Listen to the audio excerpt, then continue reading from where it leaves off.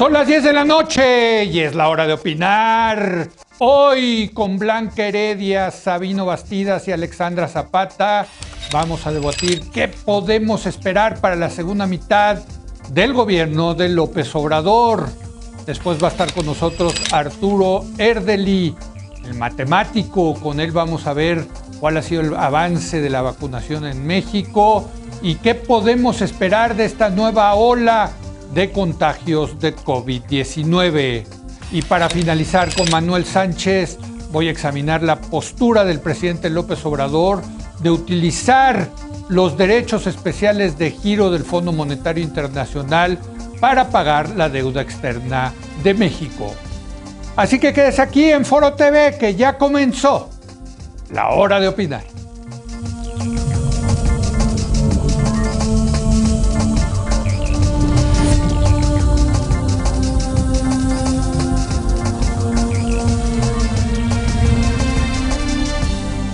Muy buenas noches. Después de las elecciones del 6 de junio, pues prácticamente arrancó la segunda parte del gobierno del presidente López Obrador.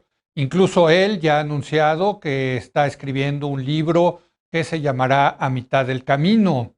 El presidente abordará 4 puntos: el presente, la política exterior, sus opositores y el porvenir. Y como el nombre de este libro lo indica, pues sí, vamos a la mitad de su gobierno. La pregunta es, ¿qué podemos esperar? Por cierto, a unos días de que se tenga que dar el informe, el informe oficial, el informe obligatorio de gobierno del presidente López Obrador. ¿Qué nos depara? ¿Hacia dónde va a ir el presidente López Obrador en la segunda parte de su gobierno? Saludo a Blanca Heredia. Blanca, ¿cómo estás? Muy buenas noches. ¿Qué tal? Muy buenas noches, Leo, Sabino, Alexandra. Sabino Bastidas, muy buenas noches. ¿Qué tal, Leo? Muy buenas noches, Blanca, Alexandra, un gusto estar con ustedes. Y nos acompaña de nuevo, para fortuna de nosotros, otra vez, Alexandra Zapata. Alexandra, ¿cómo estás? Muy buenas noches. Muy buenas noches, la fortuna es mía. Un saludo a todos. Gracias, pues empecemos contigo, Sabino. ¿Cómo ves? ¿Hacia dónde va? ¿Por dónde estás viendo que el presidente López Obrador está llevando la segunda parte de su sexenio? Por supuesto, creo que, pues como siempre en su ejercicio de campaña permanente, pues quizá lo más importante el año que entra es si va a haber revocación de mandato o no. Sí, Leo, creo que el fenómeno político que representa López Obrador es innegable. No cabe duda lo que ha significado este fenómeno en términos de liderazgo político. Es un liderazgo distinto, encabezó un movimiento, ha tenido una comunicación extraordinaria, es incansable. Nadie puede negar su perseverancia desde aquella toma de Pozos en el 96 hasta la fecha, su perseverancia política, su capacidad de levantarse, su resiliencia y lo gran candidato que ha sido siempre López Obrador. Ese candidato no ha sabido transformarse en un gobernante, no ha mutado las formas de acción política, no ha transformado muchas de sus narrativas, de sus discursos. Y ya sabemos a estas alturas quién es López Obrador presidente. Ya tenemos 3 años de enorme poder, por lo tanto de enorme responsabilidad. El presidente López Obrador ya ha planteado su juego, ya nos ha explicado cómo funciona, ya conocemos a profundidad quienes lo vemos todos los días, quienes lo seguimos por nuestro trabajo, por nuestro análisis. Ya sabemos cuál es su estilo personal de gobernar, ya sabemos cómo avanza, cómo es predecible en algunos de los temas. Y creo que además empezó antes, no son 3 años de gobierno, en estricto sentido, desde la elección empezó a gobernar porque el presidente Enrique Peña Nieto le dejó el espacio político totalmente. Creo que el resultado de lo que podemos esperar el próximo trienio pues, está condicionado por esto. Creo que el presidente ha creado una cantidad innecesaria de enemigos. Creo que no tiene el presidente, se ha encerrado en sí mismo, es un presidente más solitario que muchos expresidentes de la República. Se ha encerrado en sí mismo y se ha peleado con muchos actores de manera innecesaria. No ha peleado con las mujeres, con las feministas, con las izquierdas, con empresarios.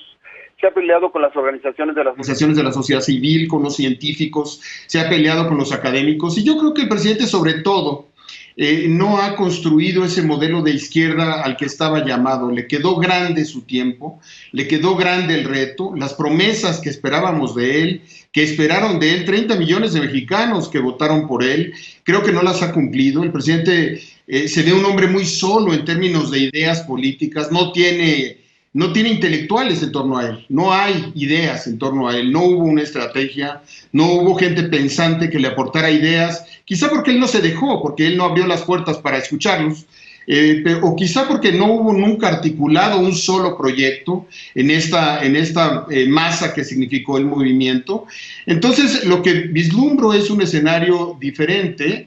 Empieza el desinfle de López Obrador, empieza el desencanto, ya empiezan las fracturas internas en su equipo, en su gabinete, empiezan las salidas de personas importantes de su primer círculo. Veo la reacción de todos estos adversarios, el desencanto, la desesperanza de niños con cáncer, de las madres de las guarderías, y eso en política se va sumando, y la presidencia de la República Mexicana es muy cruel. Y cuando recibimos a un presidente lo convertimos en Quetzalcóatl y que creemos que es casi un dios. Y cuando se ve, pues lo tratamos como Hernán Cortés y es un traidor a todas las causas. Y este síndrome pues va a empezar a vivirlo el presidente López Obrador en la segunda mitad de su gobierno. A lo mejor por eso está celebrando 500 años de resistencia indígena. Bueno, ¿tú cómo la ves, Alexandra? Leo, yo me parece que este anuncio del libro es una manera más de controlar esta narrativa de rendición de cuentas. Siempre estos momentos de hacer un corte de caja al mitad del sexenio se dan naturalmente para hacer un análisis de dónde estamos. Es difícil y diría hasta doloroso revisitar las primeras 100 promesas de gobierno que hizo el presidente López Obrador al inicio de su sexenio, porque ese es el ejercicio más claro de dónde estamos parados y dónde la intención, o por lo menos los deseos de dónde tendríamos que estar parados hoy. Yo creo, y aquí asumo, que el presidente nunca se imaginó que estaría a la mitad de su sexenio en una situación en donde hay más pobres en México, los mexicanos están más enfermos, la educación está en una situación probablemente más precaria que nunca. El PIB no ha crecido como él no solo prometió, sino construyó su mensaje económico alrededor de este crecimiento económico. Las cifras de seguridad están en uno de los peores momentos de nuestro país. Esto en ninguna manera es esa visión que se había presentado en estos primeros 100 días. Pemex está peor que nunca, el sector energético no está como se imaginó el presidente que estaría, los proyectos de infraestructura no van caminando con optimismo hacia poder empezar a rendir frutos dentro de su propia administración.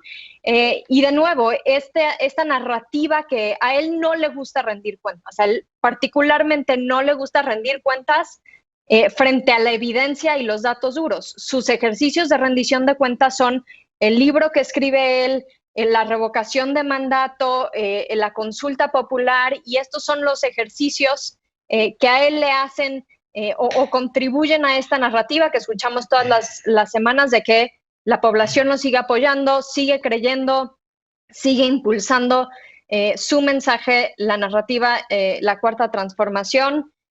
Me parece también que dice mucho el hecho de que el 1 de julio hablaba el presidente sobre la celebración de esta fecha histórica de su victoria electoral. Leo, qué triste que no tengamos otros motivos para celebrar y tener que celebrar una victoria electoral que sucedió hace 3 años. Me encantaría estar celebrando cambios que transformen la vida cotidiana de los mexicanos y las mexicanas, pero desafortunadamente estamos muy lejos de eso. Blanca, se decía, ¿no?, que la segunda parte del sexenio era para consolidar pues lo logrado durante la primera parte del sexenio y sobre todo para cuidar la sucesión presidencial, ¿no? Eso es lo que decía el libro de texto a los presidentes, ¿no?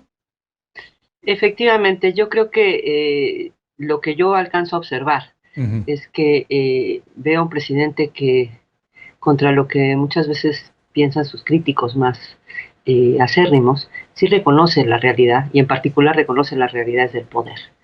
Y sí veo a un presidente que se hizo cargo de que no obtuvo lo que quería el 6 de junio y que para todo lo que él quiera hacer, que tenga que pasar por el Congreso, pues tiene una posición menos cómoda de la que tenía en el pasado, en la primera parte de su mandato.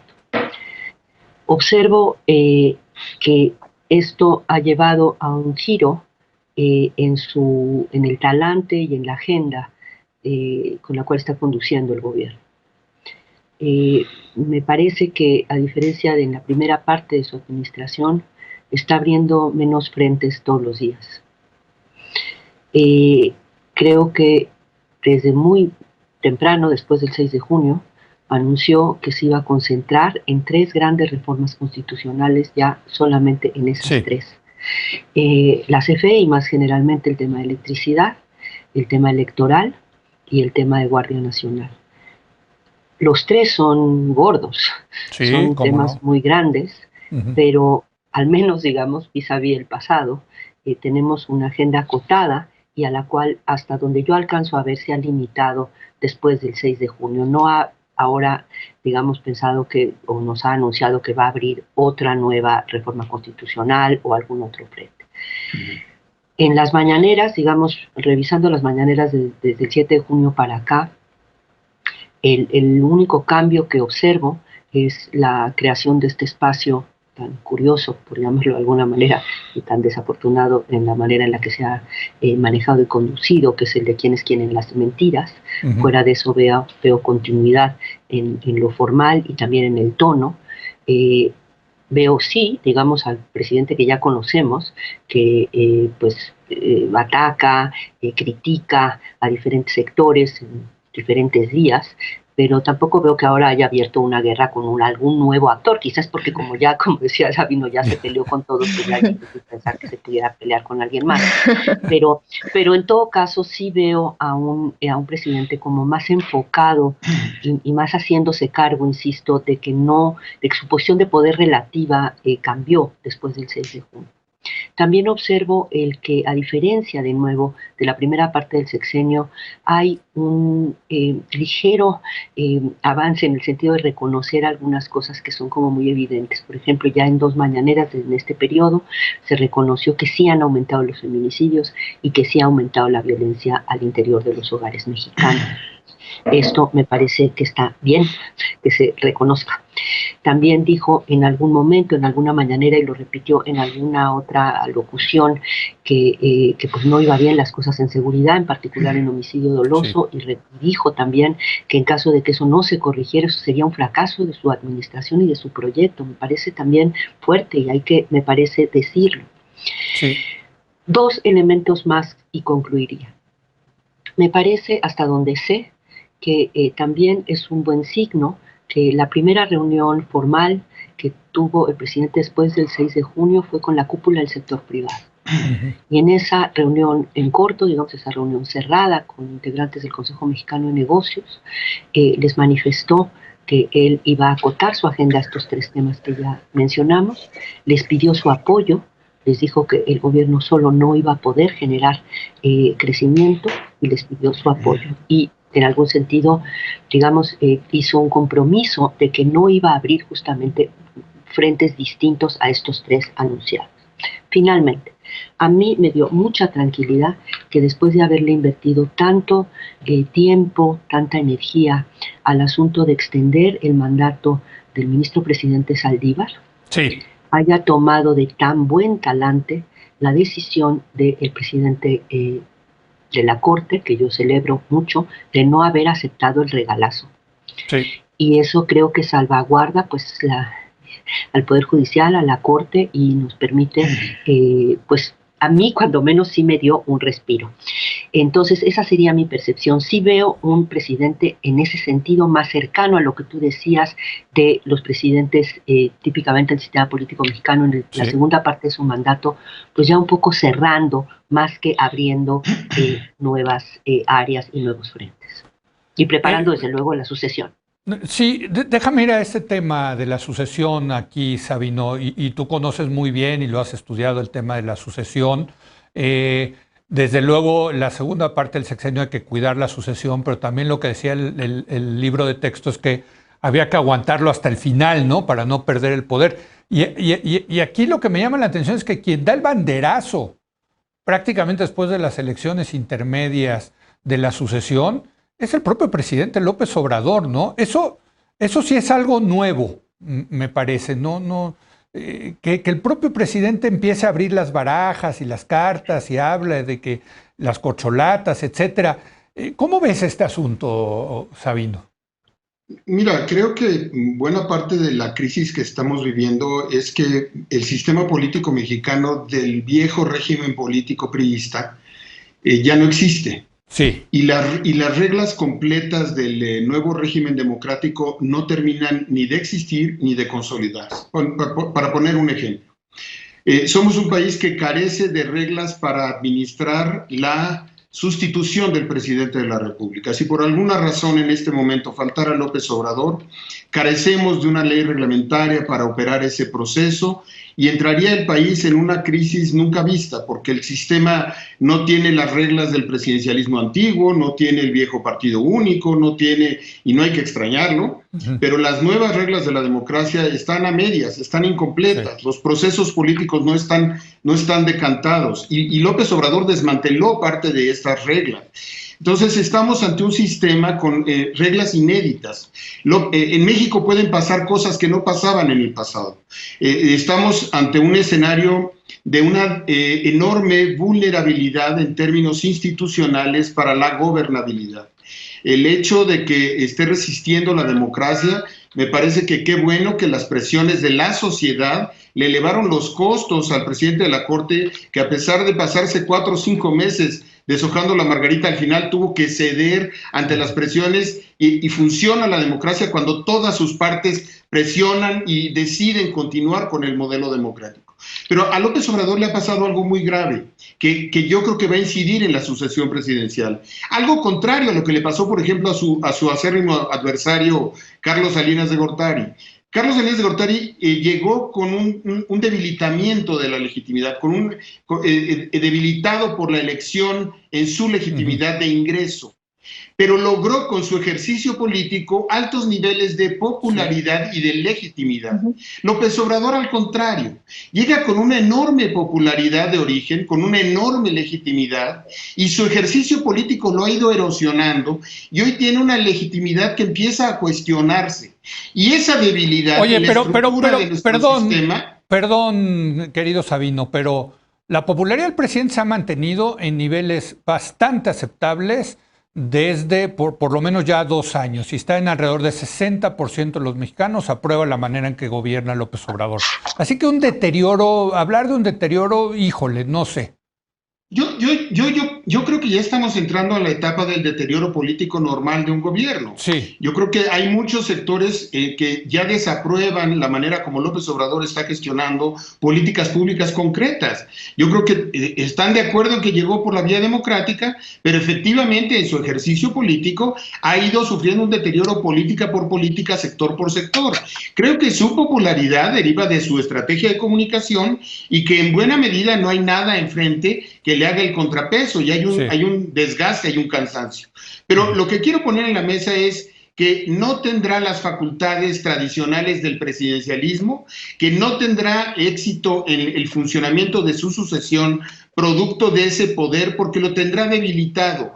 Y solamente como prueba remito el fracaso que han tenido casi todos los presidentes de la transición democrática. Todos han fracasado en su proyecto de continuidad política. Desde Carlos Salinas de Gortari hasta Enrique Peña Nieto, a todos se les ha complicado la sucesión. ¿Qué es lo que me preocupa? Que el andamiaje institucional está más debilitado y que las amenazas de gobernabilidad del sistema político son más graves que nunca. Muy bien. Y como prueba pongo el tema del narcotráfico y la delincuencia organizada, que están después de tantos años fuera de control y que son un tema que amenaza al Estado mexicano y que el Estado mexicano no termina de resolver, y ya todos estamos muy cansados con ese tema. Alexandra, yo creo que el deporte nacional por excelencia es el futurismo presidencial en este país. Qué barbaridad. Desde junio, a donde yo me siento en las comidas, etcétera, ya todo el mundo está especulando que si fulanito, que su sutanita, que si... Parecería que va a ser, por lo menos en las mesas de conversación política es el gran tema, ¿no? Una cosa, por cierto, heredada del régimen priista, esta cosa del tapadismo, etcétera, ¿no? Pero bueno, regreso entonces al tema de la sucesión presidencial, que el que lo puso en la mesa fue el propio presidente López Obrador. Sin duda, Leo, y yo creo que lo puso también porque él tiene una baraja mucho más interesante y poderosa de lo que tiene la oposición. Sí. Podemos mencionar varios nombres de Morena que pudieran o que están ya compitiendo en la sucesión presidencial, pero no podemos decir lo mismo de los otros partidos políticos y me parece que ese es un músculo que el presidente está viendo, que está fortaleciendo y que repetir su nombre y darles visibilidad también fortalece a esos candidatos frente al 2024, cosa que la oposición estamos lejos de tener esos nombres y no estábamos en esta posición hace 6 años. Hace 6 años sí habían nombres que mencionar de otros partidos políticos, entonces eso nos pone en una posición muy única de una conversación en donde parece que solo hay candidatos y conversación de sucesión en una sola dirección, ¿no? Ahora, nada más quiero retomar un punto que decía sobre la popularidad y diría que hay una diferencia entre estas cifras de popularidad del presidente y la capacidad de movilización y de convocatoria.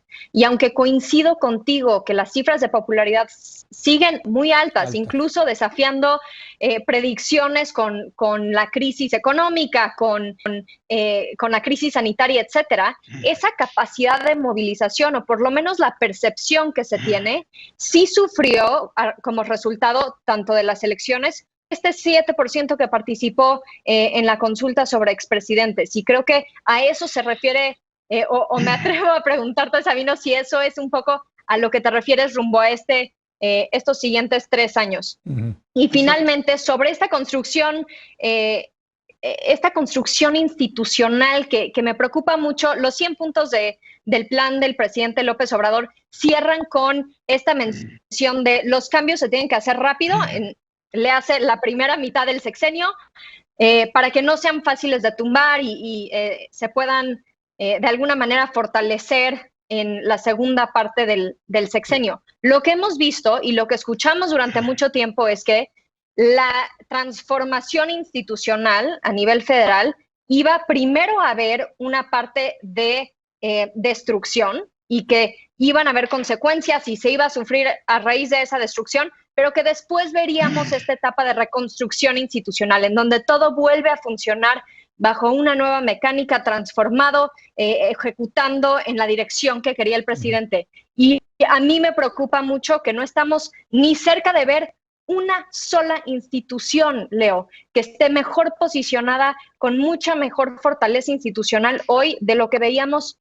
hace 3 años en términos de calidad de vida de los mexicanos. Qué bueno que vienen grandes reformas constitucionales, pero la realidad es el día a día de los mexicanos que hoy más que nunca se están jugando el poder comer, el poder seguir vivos, el que no los maten. Y ahí ni siquiera tenemos casos emblemáticos que se puedan presumir. Y con esto cierro. Yo no estoy a favor de que tengamos casos emblemáticos de corrupción porque así no se resuelve la corrupción. Pero por lo menos si tuviéramos uno, pudiéramos empezar a hablar de un nuevo proceso de combate a la impunidad, un nuevo proceso, una mecánica de hacer justicia, de este lema que escuchamos tantas veces de nadie está por encima de la ley. Ojalá tuviéramos un caso que presumir. Totalmente. Ni siquiera en ese frente tenemos uno y eso no es una buena posición para estar rumbo a los siguientes 3 años. Blanca, el problema de la segunda parte de cualquier sexenio es que los presidentes se van dando cuenta que van perdiendo poder. Y este presidente particularmente lo mueve el poder. Lo que le importa es el poder.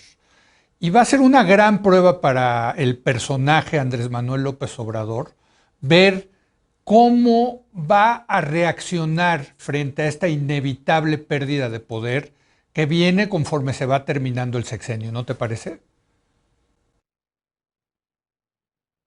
Tienes razón en que así ha sido históricamente, sí.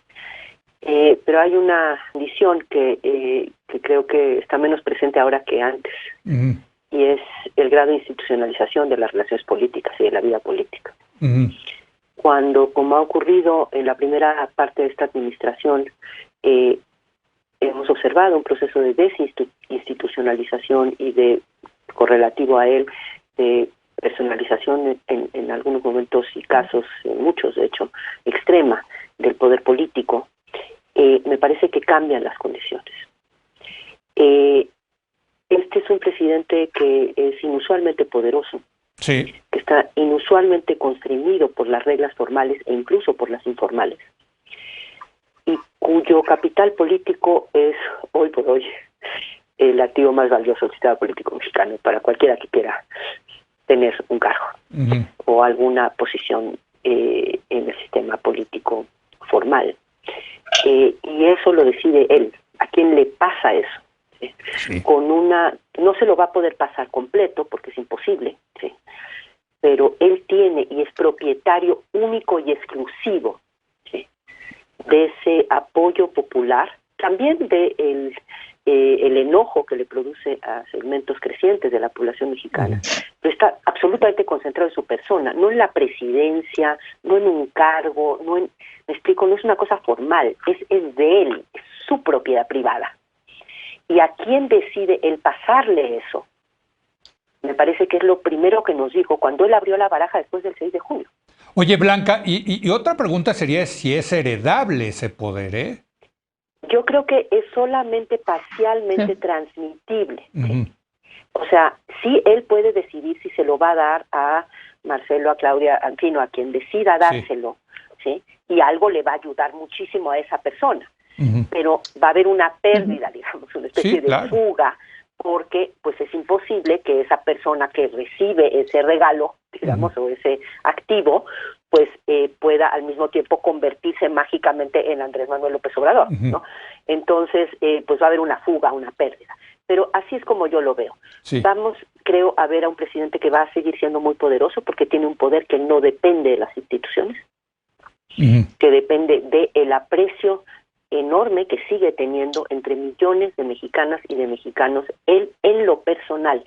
Y si nos hace falta mencionar algún dato en relación a esto, comparemos, por ejemplo, sus datos en términos de aprobación de su gestión con su aprobación popular, con su aprobación, personal. Sí, sí. Y veamos cuál de los dos incide más en lo electoral.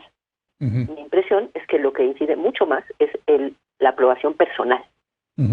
Eso se transmite en votos a favor y en contra, mucho más de el efecto electoral que pueda tener la aprobación o desaprobación de sus políticas gubernamentales. Oigan, me queda tiempo para una ronda más, pero de 30 segundos cada uno para concluir. Sabino. Pues te diría que con el cuadro de Magritte, aquel que dice esto no es una pipa, yo diría esta no es una cuarta transformación. Yo creo que el presidente se quedó muy corto en términos de las expectativas y las necesidades de este país. Creo que íbamos por mucho más. Creo que no es transferible ese liderazgo y creo que su falta va a generar un vacío político que las instituciones no llenaron. Creo que el peor defecto de López Obrador fue el no entender, no construir la institucionalidad que trascendiera su liderazgo político, y este hecho lo va a lamentar el presidente. No es un tema de corto plazo, es un tema de largo plazo, es un tema de legitimidad, no es un tema estrictamente de popularidad. Y todas esas debilidades y todo ese desencanto acumulado, tantos adversarios y tantos enemigos, van a terminar siendo adversarios no del presidente López Obrador, sino del Estado mexicano. Eso es lo que no está entendiendo.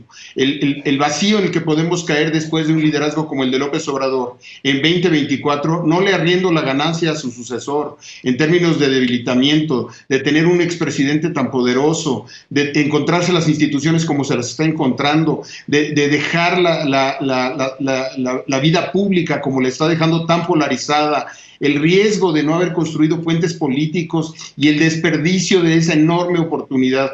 Ahora sí que, parafraseando al clásico, la tuvo, fue suya y la dejó ir. Muy bien. 30 segundos, Alexandra.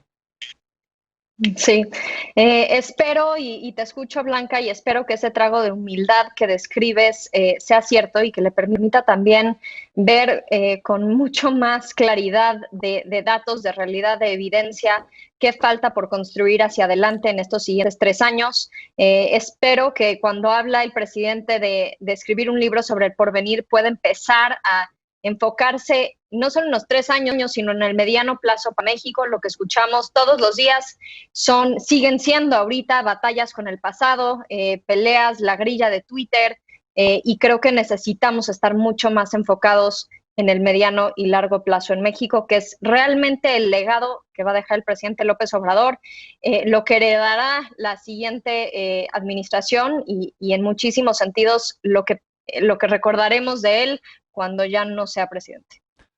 Blanca, 30 segundos. Sabino habla sobre la relación entre el poder político de Andrés Manuel López Obrador y las instituciones. Estoy de acuerdo en que ha habido un proceso de desinstitucionalización y de concentración del poder en la persona del presidente. Creo que hay que hacernos cargo que la institucionalidad que heredó Andrés Manuel López Obrador era una institucionalidad en muchos sentidos disfuncional y rota, por un lado. Y por otro lado, el tipo de presidente como Andrés Manuel López Obrador, que se parece en ese sentido a Carlos Salinas de Gortari, a Ronald Reagan, a presidentes que fundan, digamos, periodos, una especie de régimen presidencial político, suelen concentrar el poder personalmente, construyen o vuelven sus partidos unas máquinas muy personalistas, se enfrentan continuamente a los límites constitucionales que son los que están ahí justamente para evitar ese tipo de transformaciones. Entonces tampoco creo que Andrés Manuel López Obrador, si lo vemos a la luz, digamos, de ese tipo de presidentes como fundantes de cierto, digamos, régimen presidencial político, sea tan extraordinario en ese sentido, y lo podemos observar tanto en el caso mexicano como en el caso de muchos otros países. Y simplemente termino. La institucionalidad que heredamos, me parece que a veces no nos damos cuenta cuán defectuosa y cuán ya disfuncional del todo no será. Bueno, y quiero decirles que viene como parte de la promesa de López Obrador en esta segunda parte del sexenio el tema de revisar las instituciones electorales. Ya el grupo de Morena en el Senado sacó su propuesta de reforma electoral y creo que eso es lo que inevitablemente vamos a tener que empezar a debatir a partir, yo creo que de la próxima semana, ¿no? Porque podría significar la destrucción del andamiaje institucional en materia electoral que es tan importante en nuestro país. O su fortalecimiento. Ojalá, no, desde luego, por supuesto. Bien, me gusta verle el lado positivo al asunto. Gracias, Blanca, gracias, Sabino, gracias, Alexandra. Gracias a todos y al público. Gracias, buenas noches. Verlos, colegas. Gracias, hacemos una breve pausa. Viene Arturo Erdely para conocer el tema de cómo va el avance de las vacunaciones en México, dónde están los cuellos de botella y qué podemos esperar hacia adelante de la pandemia del COVID-19.